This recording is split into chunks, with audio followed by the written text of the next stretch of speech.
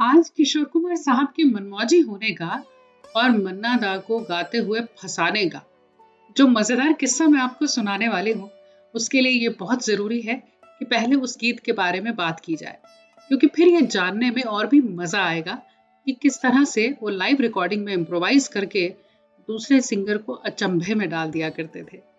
इसलिए इस किस्से को आखिर तक सुनिएगा।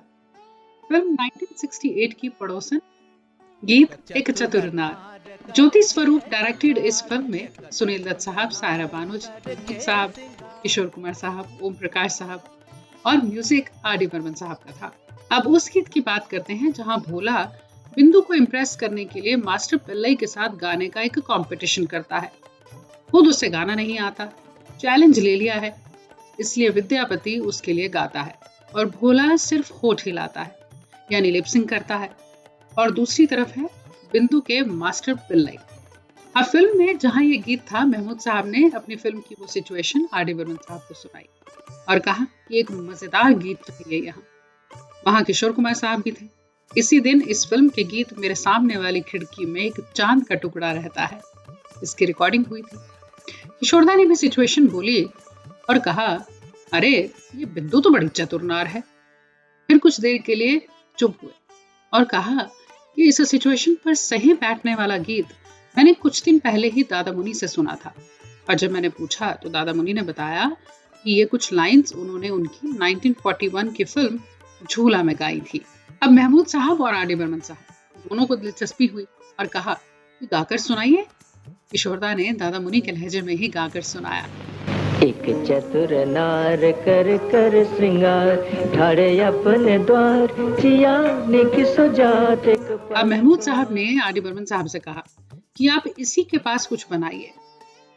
राजेंद्र कृष्ण जी, जो कि इस फिल्म के गीत लिख रहे थे, उन्हें ये मुखड़े की कुछ लाइंस देकर कहा गया कि गाना लिखा जाए और गाना काफी हद तक फिर तैयार भी हो गया। अब किशोरदा ने सुना तो उसमें वो कॉमेडी डालना चाहते थे और एक सवाल ये भी था कि विद्यापति यानी कि किशोर कुमार साहब के कैरेक्टर के लिए तो वो खुद ही गा रहे हैं, लेकिन मास्टर पिल्लई के लिए एक ऐसे सिंगर की आवाज चाहिए जो मास्टर पिल्लई के कैरेक्टर के हिसाब से अपनी आवाज में मॉड्यूलेशन भी ला सके और क्लासिकल सिंगिंग का महारथी भी हो। मन्ना डे साहब का नाम सामने आया। आर डी बर्मन मन्ना डे साहब से मिले, लेकिन जब उन्हें इस गीत के बारे में बताया तो मन्ना दा ने फिर इस गाने को गाने से मना कर दिया। ये कहा कि पंचम, तुम खुद बताओ, मेरे जैसा सिंगर किशोर से कैसे हार सकता है, और वो भी क्लासिकल सिंगिंग में। अब आर डी बर्मन साहब जो है वो वहां से खाली हाथ वापस आ गए। महमूद साहब से कहा। अब महमूद साहब हालांकि उस बंबई से बाहर थे, बैंगलोर में शूटिंग के लिए वापस आए। महमूद साहब कहा करते थे कि मन्ना डे साहब यूं तो बड़े सयाने, लेकिन गाते वक्त एकदम बच्चे की तरह हो जाया करते थे और कहने लगे कि मैं किशोर से नहीं हार सकता हूँ। वो मेरे सामने सरगम कैसे गा सकता है, तुम बताओ, वो कैसे टिक पाएगा। महमूद साहब बोले, दादा आप सही कह रहे हैं, लेकिन क्या करूं, मेरी फिल्म की सिचुएशन ऐसी है और ये गाने में सरगम किशोर ने खुद बनाई है, और यूं भी किशोर थोड़ी ही जीतेगा, वो तो मेरी फिल्म का कैरेक्टर है जिसे जीतना है, और मास्टर पिल्लई हारेगा, ना कि आप हारेंगे। मन्ना डे इस बात को समझ भी गए और फिर मान भी गए। गीत की रिहर्सल कई दिन तक चली, कभी आर डी बर्मन साहब के यहाँ, कभी किशोरदा, कभी मन्ना डे साहब के बंगले पर, और किशोर कुमार साहब हर दिन गाने में कुछ ना कुछ नया ले आते। और मजे की बात ये कि किसी को कोई अंदाजा नहीं होता था कि किशोर कुमार साहब के दिमाग में चल क्या रहा है।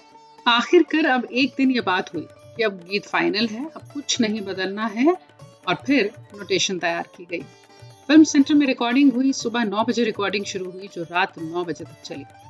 उस दौर में गाने को एक ही टेक में रिकॉर्ड किया जाता था, लेकिन ये गाना इतना लंबा था कि इसे 2 हिस्से में रिकॉर्ड किया गया और फिर इसे जोड़ा गया।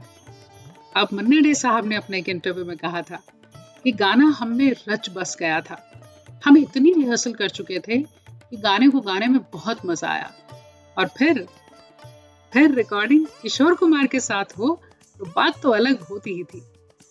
अब हुआ यूं, इसमें एक हिस्सा है जहां मन्ना डे साहब गा रहे हैं, नाच न जाने आंगन टेढ़ा, आंगन टेढ़ा, नाच न जाने आंगन टेढ़ा। और उसके बाद जो गीत का हिस्सा था भी नहीं, किशोर कुमार साहब रिकॉर्डिंग में एकदम से बोले, और टेढ़े, अरे सीधे हो जा रहे, सीधे हो जा रहे।